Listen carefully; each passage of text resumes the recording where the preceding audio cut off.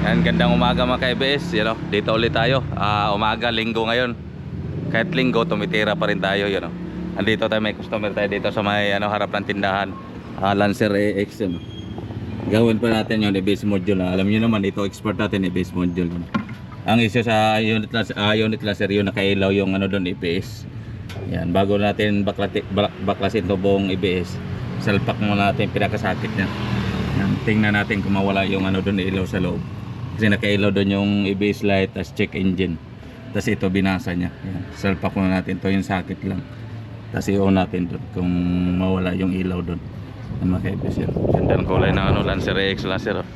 Kaso wala si talulot mga ka-EBS. Iwan ko marami pa yatang pira yung mekaniko natin May bago tayo alalay yun. Hugutin muna natin taga bumba. Ito alalay pa isa. Taga-dala ng tubig. Yan mga ka-EBS, ganyan lang muna gawin natin. Parang sakit lang natin doon, in-unplug. Tapos salpak natin siya sa bagong EBS. Tapos gagawin natin, i-on natin doon kung nawala siya yung pinakano doon, yung ilaw na EBS. So dapat bago mong gawin yan, dapat tanggalin mo yung ito, battery terminal. Ibalik na natin. Tapos check natin doon sa loob. Kita mo ito.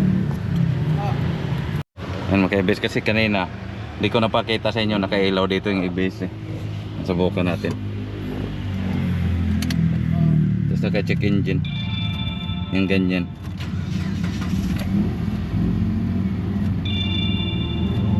Kaso ang check engine niya andito pa rin.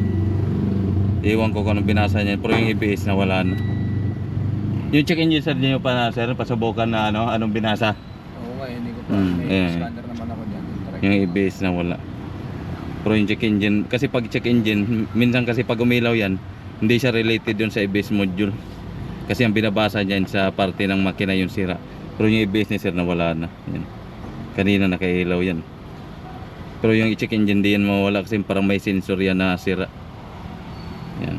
Ikabit ko na ng buo yung EBS. Yan sir, wala yung EBS. Yan.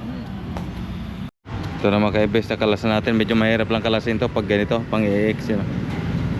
Kasi medyo may tagas na rin pala. Pero buo na palitan natin, assembly na. Lipat na natin yung bracket.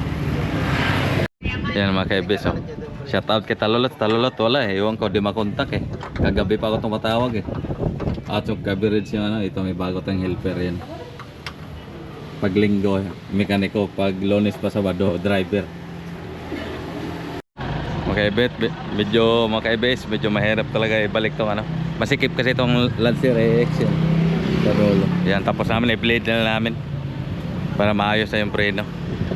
Okay bes, ito masikip siya. Yan, i-blade na natin. Perme. Oh, bomba.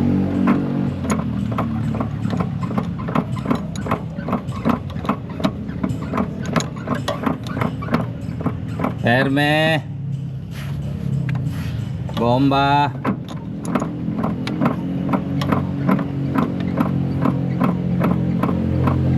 Perme.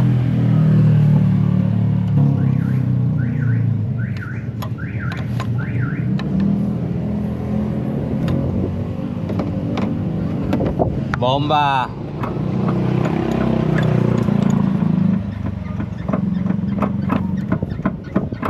Perme.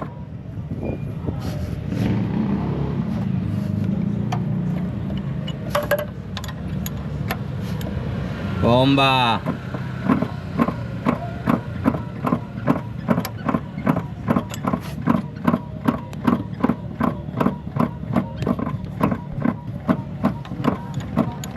Perme.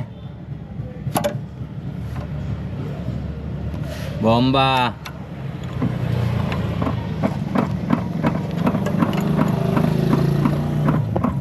Grabe yung sikip mga ka-EBS Ganito pag Lancer AX, dapat matyaga ka lang.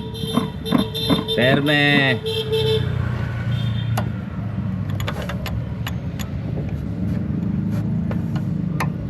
Bomba.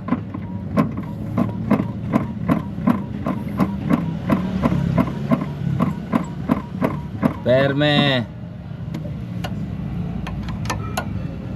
Bomba.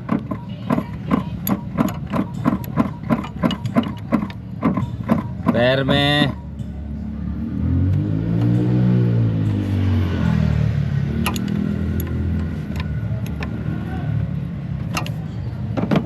Bomba.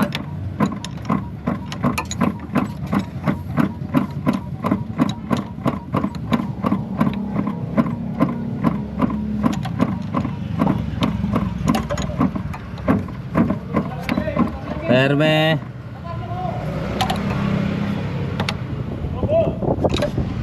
Kaya beso, dito tayo mag-blade. Bomba. Lakas.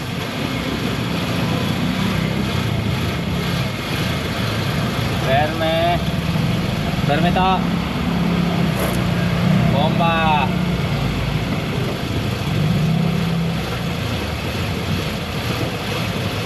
Perme.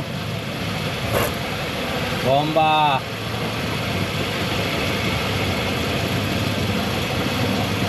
Perme. Grabe na kata. Yan mga kaibes, tapos namin palitan ng ibis module. Tapos namin i-blade, i-road test namin. Pa-check natin sa customer kung musta yung preno. Yan mga kaibes, ikot namin ni sir. Ano pala to ginawa namin? Lancer EX. Ang model sir? 11? 2014. 2014 Lancer EX 2014 GTA na. Dito tayo sa Banawi kahit linggo. Tuloy-tuloy pa rin tayo. Bukas andun naman tayo sa North Luzon.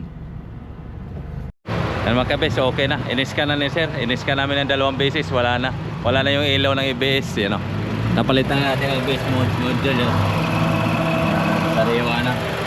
Pati ito, okay na. Tapos ang blading na, okay na. Wala na yung pati yung check engine na wala na rin. Pati yung ABS na ilaw, wala na rin. Goods na. Yan. Lancer EX 2014 model. Mission accomplished naman tayo linggo. Kahit linggo, banat pa rin tayo.